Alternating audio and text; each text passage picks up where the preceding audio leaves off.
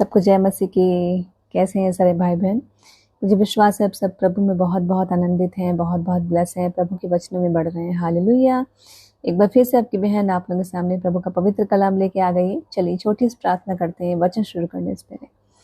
धन्यवाद प्रभु, प्रार्थना करते पिता अपने वचन से बात करें भी जितने भाई बहन जहाँ जहाँ से वचन को सुने। हे पवित्र आत्मा, आप इन सबको टच करें, इनकी मदद करें वचन को समझने के लिए, और मेरी मदद करें गहराई से वचन को समझा सकूं। इन जीसस नेम, आमीन आमीन आमीन। हालेलुया। आज मैं अपने को पढ़ाती हूँ मत्ती अध्याय 13 का 13 से 15 वचन।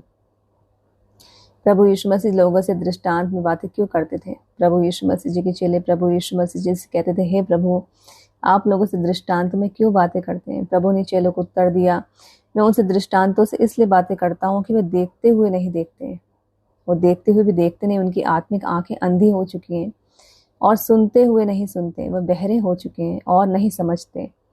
और उनके विषय में यशायाह की यह भविष्यवाणी पूरी होती है। यशायाह जी ने ऐसे लोगों की भविष्यवाणी पहले से कर दी थी कि सुनते हुए भी नहीं सुनेंगे और देखते हुए भी नहीं देखेंगे।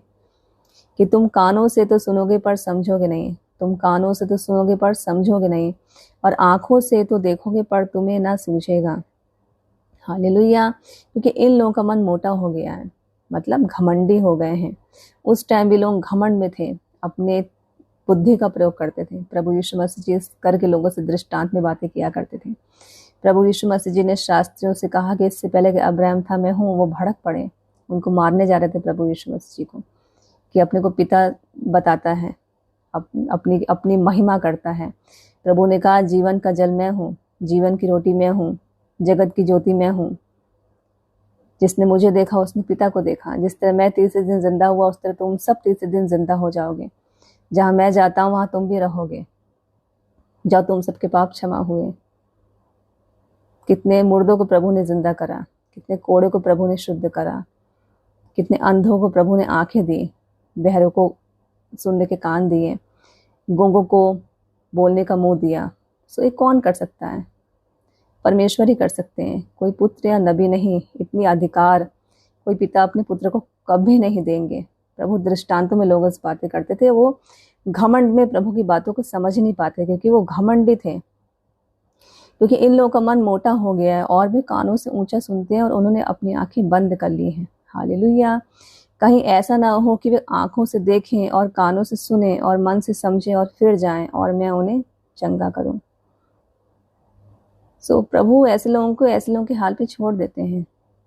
लेकिन हमारा महान परमेश्वर बार बार हम सबको मौका देते हैं सुधरने का, कि कब वो बच्चे मेरी तरफ फिरें, कब वो मन फिराएं। लेकिन जो घमंडी होते हैं प्रभु उनके हाल पे छोड़ देते हैं। हालेलुया। सो आज भी है, जब प्रभु का सुसमाचार फैलाया जाता है सो लोग कहाँ सुनते हैं, इग्नोर करते हैं, देखते हुए देखते नहीं हैं, कान हो के भी सुनते नहीं हैं, अपनी आंखें बंद कर ली हैं, सच्चाई को जानना नहीं चाह रहे। क्यों? घमंड। मत्ती अध्याय 22 का 14, क्योंकि बुलाए हुए बहुत है परंतु चुने हुए थोड़े हैं। वही लोग चुने हुए हैं जिनका नाम स्वर्गीय पुस्तक में है, जो प्रभु को ढूंढ रहे हैं, जो घमंड में नहीं है, जो समझना चाह रहे हैं। बुलाए हुए वो हैं जिनका स्वर्गीय पुस्तक में नाम नहीं है। बुलाए हुए बहुत हैं, चुने हुए कम हैं। बुलाए हुए प्रभु के वचन को समझ नहीं पा रहे हैं, घमंड में हैं, ढेरों ढेर हैं।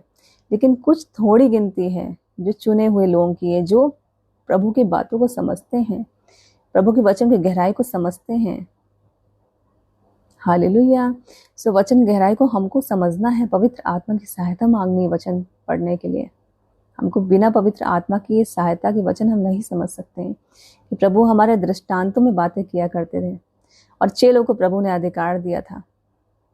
प्रभु ने चेलों को अधिकार दिया था। चेलों को स्पेशल प्रभु शिक्षा देते थे, एकांत में दृष्टांत का प्रभु प्रकाशन देते थे चेलों को, और बाकी सबसे प्रभु दृष्टांत में बातें किया करते थे, क्योंकि बाकी लोग समझते नहीं थे, प्रभु को जानना नहीं चाहते थे, प्रभु की तरफ फिरना नहीं चाहते थे। इस करके प्रभु सबसे दृष्टांत में बातें किया करते थे। हालेलुया। वचन को बार बार पढ़िए, वचन को लिख लिख के याद करिए, वचन पढ़ने के पवित्र आत्मा से मदद मांगिए, औरों तक शेयर करिए, अपने घर वालों को आप वचन को पढ़ाइए ताकि उनका भी उद्धार और भी छुटकारा पा जाए।